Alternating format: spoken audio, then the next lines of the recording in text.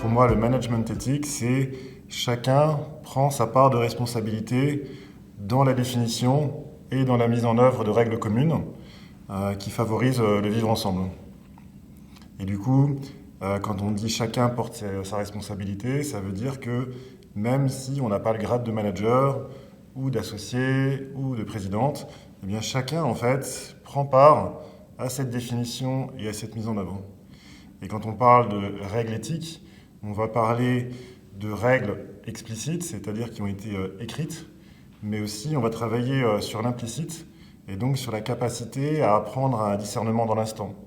Et donc pour moi, le management éthique, c'est vraiment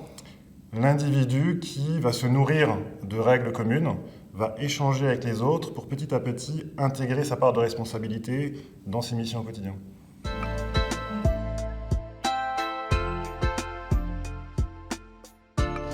S'il devait y avoir un commandement du management éthique, c'est un terme dont j'ai déjà eu souvent l'occasion de discuter avec Columbus Consulting, c'est l'assertivité. C'est-à-dire être capable d'exprimer une opinion, ce que l'on pense, avec un grand respect pour l'autre, mais aussi avec le courage de dire à l'autre. Ça veut dire, par exemple, quand on est jeune consultant chez Columbus et qu'on voit quelque chose qui ne fonctionne pas, être capable de le dire à son N+1 le plus simplement possible, oser le dire déjà, avec les bons mots qui respectent la personne, pour se faire entendre. Vous voyez, oser le dire et trouver les bons mots par respect pour l'autre. Évidemment, c'est valable dans les deux sens. Il y a une forme de réciprocité dans cette assertivité.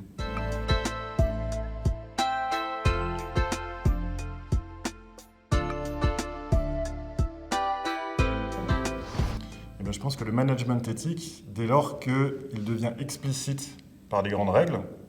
et qu'il est doublé de moi, ce que j'appelle le principe de subsidiarité, c'est-à-dire une fois qu'on a fixé les grandes règles, chacun à l'intérieur va prendre sa place et sa juste place dans l'instant, et qu'il est formé à ça, et bien du coup ça donne un cadre de grande sécurité,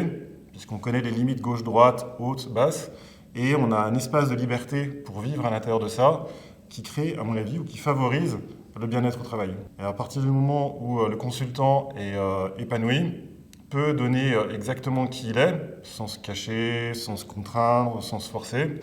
et bien du coup, il va avoir la possibilité d'évoluer, c'est-à-dire de franchir des nouvelles marches, aller explorer des formes d'inconnu dans son métier, ou un prochain grade, ou une prochaine fonction. Et donc du coup, il va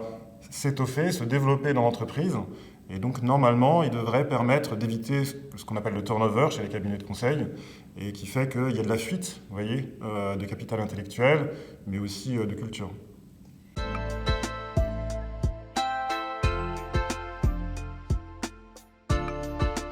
Mon rôle d'ambassadeur de management éthique consiste avant tout à être présent et à témoigner de l'importance du management éthique au sein de Columbus Consulting. Le fait qu'un tiers vienne et dise pour lui c'est important et notamment personnellement je participe aux formations management éthique pour bien rappeler à quel point il s'agit d'un sujet d'importance pour Columbus Consulting et pour ses clients. Ensuite, j'apporte une certaine forme d'expérience, parce qu'à titre personnel, j'ai vécu du management dans les armées, sur bâtiments de combat, mais aussi dans les directions d'administration centrale, dans des périodes un peu tendues, mais aussi dans le consulting, et puis aussi en tant que dirigeant de cabinet de conseil, et aujourd'hui en tant que directeur de start-up. Et vous voyez, ça m'a donné une forme d'expérience un peu dans les différentes directions que je peux transmettre ici en termes d'éthique chez Columbus. Et puis j'ai un dernier rôle, dans ce rôle d'ambassadeur, c'est de vérifier que les gros cailloux soient bien adressés. Parce qu'en fait, il y a tellement de choses à regarder quand on parle de management éthique, que quand on a travaillé sur les choses qui viennent assez naturellement, ensuite il faut arriver à créer des points de rendez-vous entre les uns et les autres pour aller vérifier qu'on n'a pas oublié quelque chose de finalement assez essentiel et peut-être de particulier à Columbus. En tout cas, je suis là pour m'assurer que les uns et les autres vont avoir les bonnes discussions, et qu'on ne se repose pas sur quelques résultats emblématiques, qui sont certes importants, mais qu'on soit sûr d'être allé dans l'intimité du sujet, qui des fois n'est pas facile à regarder, et pourtant essentiel pour que chacun se sente en sécurité sur le fait que tout a été regardé.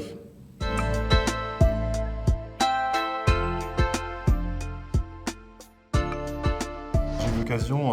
de voir de beaux atouts de Columbus Consulting sur ce sujet, parce que je suis moi-même fournisseur de Columbus Consulting, et donc on a un long compagnonnage maintenant. Et ce que j'ai observé, c'est que lorsqu'ils sont chez leurs clients, et même entre eux, il y a une forme d'attention à l'autre, quelque chose qu'on pourrait appeler prendre soin de l'autre, voyez, ou être au service de l'autre. Ce qui fait qu'il y a une capacité d'écoute qui est assez formidable chez Columbus Consulting et une envie de bien faire.